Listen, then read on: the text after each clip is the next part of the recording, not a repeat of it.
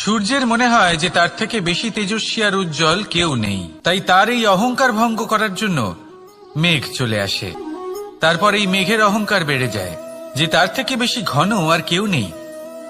তারপরে বাতাসের একটা প্রবল দমক আসে আর মেঘেদের ছিন্ন ভিন্ন করে দিয়ে চলে যায়। তখন বায়ুর অহংকার বেড়ে যায়, আরো ভাবে যে তার থেকে বেশি শক্তিশালী আর কেউ নেই। এই দমকা বাতাস যখন বিশাল এক পর্বতের সাথে ধাক্কা খায়, তখন সেই বাতাসের অহংকারও চূর্ণ বিচূর্ণ হয়ে যায়। পরে পর্বত ভাবে যে তার থেকে বেশি ধীর আর শক্তিশালী আর কেউ নেই। তখন পৃথিবীতে ভূমিকম্প হয় আর সেই বিশাল পর্বত চূর্ণ বিচূর্ণ হয়ে যায়। তারও অহংকার ভেঙে যায়। এবার ধরিত্রীর অহংকার হতে থাকে।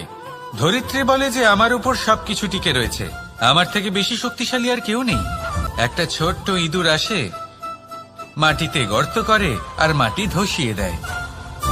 ধরিত্রীর অহংকার ভেঙে